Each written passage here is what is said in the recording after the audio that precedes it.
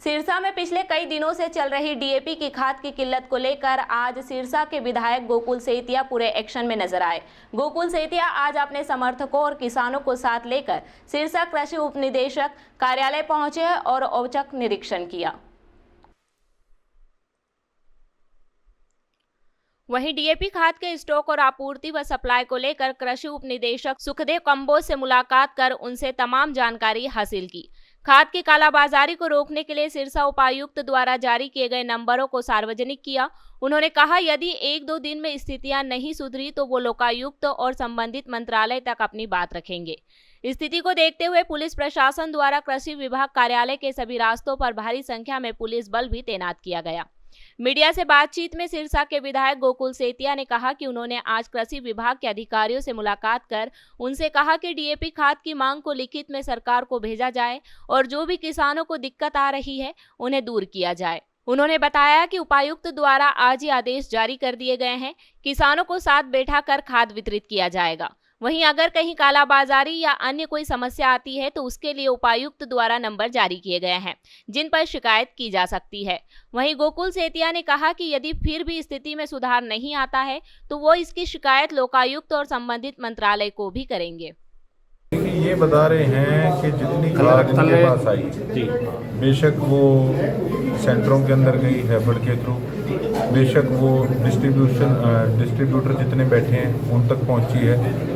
तो ये कहते हैं हमारी तरफ से तो रिक्वायरमेंट भी भेजी गई है सेंट्रल गवर्नमेंट को कि हमारी इतनी रिक्वायरमेंट है और ये कहते हैं हम अगले आने वाले 2 दिन के अंदर हमारा और रैक भी आ रहा है। और मैंने इनसे पूछा कि किस प्रकार से आपने डिमांड भेजी है, तो रिटर्न में इन्होंने डिमांड अभी तक नहीं भेजी।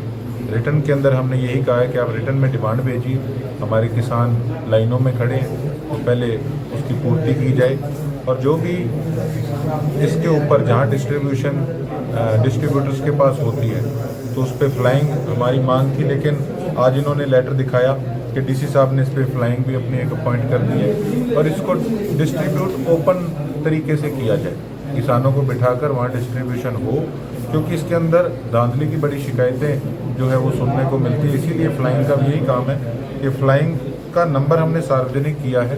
लोगों को तो पता ही नहीं होता कि कोई फ्लाइंग भी बनी हुई है या किस प्रकार से हमने किसको शिकायत करनी है, तो फ्लाइंग का नंबर भी हमने इस पर ओपनली सार्वजनिक तौर पे सबको दिखाया। आप इसकी अलग से एक फ़ोटो क्लिक करके लगाइएगा कि जिस एरिया के अंदर आपको लगता है ब्लैक हो रही है, कोई दिक्कत आ रही है, तो आप इनको कॉल कर सकते हैं। और देखिए खासकर जो मेरे सिरसा विधानसभा, वैसे मेरे लिए सभी बराबर हैं, लेकिन खासकर देखो जिस एरिया की मुझे नॉलेज है, जहाँ पर हमारे खुद के किसान भाई हमसे जुड़े हुए हैं, वो मैंने चिन्हित किए हमारे गांव। तो वहाँ पर ये जैसे आईडी प्रूफ लेते हैं कि किस किसान को हमने कितने बैग दिए हैं, तो वो हमने इनसे डिटेल मांगी है कि कितनी वहाँ पर खाद के बैग पहुँचे, कितनी एमटी पहुँची और कितनी वहाँ डिस्ट्रीब्यूट हुई, सही ढंग से डिस्ट्रीब्यूट हुई, किसानों तक पहुँची भी है या उसके अंदर कोई धांधली हुई है। इसको हम ग्राउंड पे बात करके किसानों से इसको रीचेक कराएंगे। और उसके साथ साथ जिस सेंटर के अंडर बेशक सिरसा विधानसभा का गांव है या किसी और विधानसभा का गांव जुड़ा हुआ है, उनसे भी किसानों से हम संपर्क करेंगे, बेशक सरपंच से संपर्क करें कि आप बताइए कि ये किसान क्या इतने बैग यहाँ से लेकर गए हुए हैं, तो उसमें चीज़ें जो है वो स्पष्ट हो जाएंगी कि कहीं किसी प्रकार की दिक्कत नहीं चल रही। जब जितनी एमटी जिस सेंटर पे खाद पहुँचे तो वो सही ढंग से डिस्ट्रीब्यूट होनी चाहिए, ना कि इधर उधर निकलनी चाहिए ब्लैक। एक बात आ रही थी, जो किसान कई आरोप लगा रहे थे कि पंजाब के जो किसान हैं वो यहाँ से खाद लेकर के जा रहे हैं आधार कार्ड के जरिए।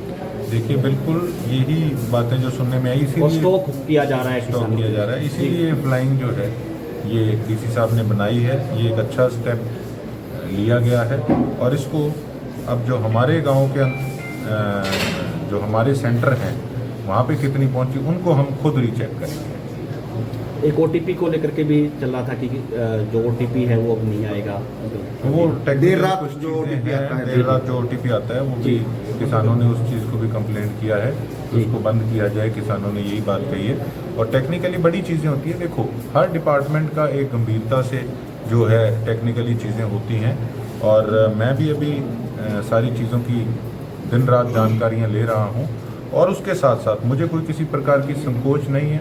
हमारे साथ एडवोकेट से लेके सीए से लेके टेक्निकली जो कोई रिटायर्ड उसी महकमे के ऑफिसर्स हैं जो हमारे ट्रस्टवर्दी हैं उनसे लेकर, और उसके साथ साथ जो धरातल पर हमारे लोग जुड़े हुए हैं उनको हम साथ लेकर सारी चीज़ें आने वाले समय के अंदर भी ऑफिसर्स को लोगों के बीच में बिठाकर उन चीज़ों को डिटेल लेंगे। उस पर जो भी हम स्टेप्स उठा सकते हैं उनको क्लैरिफाई करने के लिए हम वो उठाएंगे। और जिस प्रकार से भी आईपीसी सेक्शन 21 के अंडर ये जो भी पब्लिक सर्वेंट है उनकी ड्यूटी बनती है कि वो लोगों का काम करें, उनको सेटिस्फाई करें, और अगर किसी प्रकार की कोई प्रॉब्लम वहाँ पर दिखती है या कोई उनकी गलती दिखती है तो उसकी लोकायुक्त के अंदर शिकायत की जाएगी। अब 2 दिन बाद जो रैक आएगा, आप जनता को आश्वस्त करते हैं कि अब किसानों को पर्याप्त मात्रा में डीएपी मिलेगी। इसीलिए मैं यहाँ पहुँचा हूँ, इसी कारण से मैं चाहता हूँ कि सारी चीज़ें सार्वजनिक होनी चाहिए। मेरा प्रयास है और हर प्रकार से मैं धरातल पर रह के इसकी चेकिंग भी हम लोग करेंगे और पूरा प्रयास करेंगे कि किसी प्रकार से हमारे किसानों को भी दिक्कत ना आए। लोगों ने कहा कि अगर स्थिति नहीं सुधरती है तो लोकायुक्त में भी जा सकते हैं। बिल्कुल जाएंगे जी, बिल्कुल जाएंगे। और एक महकमे के लिए नहीं, मैंने कल पब्लिक हेल्थ डिपार्टमेंट में भी बात की है, जो तकरीबन 350 के करीब कंप्लेंट्स आई हुई थी, तो उस पे अभी तक सिर्फ 13-14 कंप्लेंट्स पे जो है काम हुआ है। और मैं जो कंसर्न्ड मिनिस्ट्री है उनको भी एप्लीकेशन लगाऊंगा कि जहां एक्सीएन एसडीओ और जेईस की कमी आ रही है उनको पहले तो वहां नियुक्त किया जाए, और उसके बाद देखो जो भी नॉन सीरियस ऑफिसर काम को लेगा उसको बेशक हम वहां पर प्रिविलेज में उठाएं विधानसभा के अंदर, बेशक लोकायुक्त में जाएं या किसी प्रकार से उस महकमे के हम बड़े ऑफिसर या मिनिस्टर को उसकी कंप्लेंट करें, किसी प्रकार से हम लोग उसमें गुरेज नहीं करेंगे।